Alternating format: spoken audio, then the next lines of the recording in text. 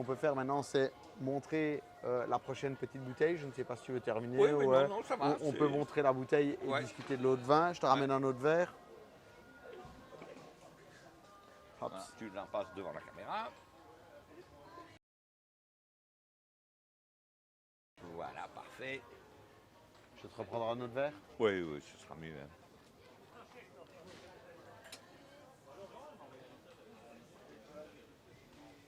Et donc maintenant, on part sur mon petit préféré. Donc le Calabria. Donc vraiment un chouette produit.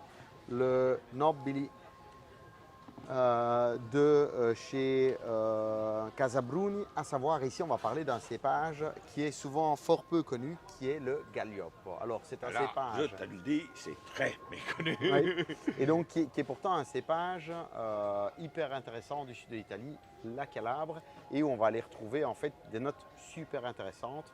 On va avoir des vins qui je trouve sont forts en goût, mais qui ne vont pas non plus, comme tu dis au niveau de l'alcool, trop brûlé. Ici, on est quand même sur 14% d'alcool. Donc, effectivement, on va être dans des vins relativement hauts.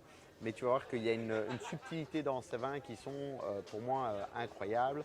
Je t'invite à goûter et à nous donner ton avis.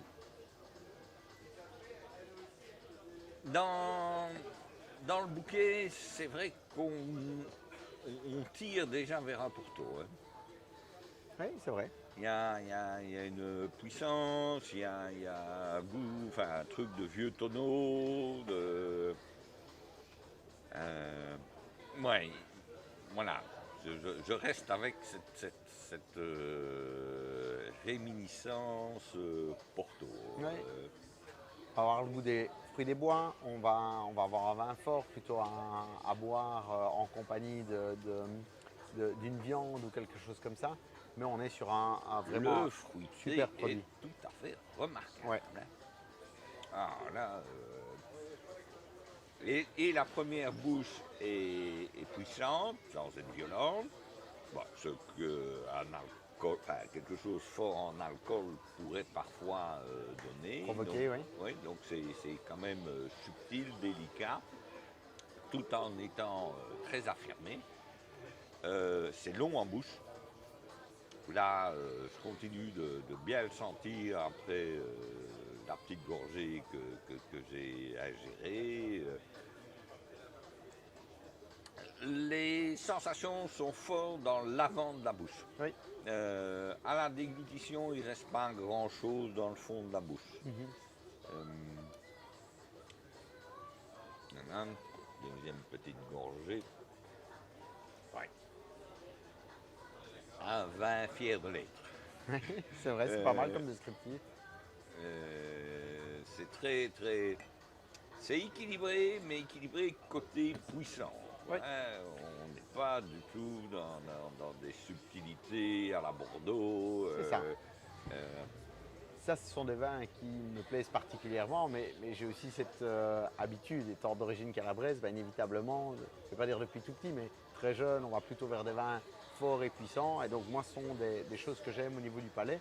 Bien évidemment, je dis aussi quand il y a des subtilités, mais c'est un vin qui se boit très facilement. Et c'est ça un petit peu l'optique ici, c'est de permettre aux gens qui ne connaissent pas de découvrir finalement ce genre de produit, Ouais. premièrement, et puis d'avoir quand même, je trouve, un produit qui est sympathique à un prix qui est tout à fait abordable.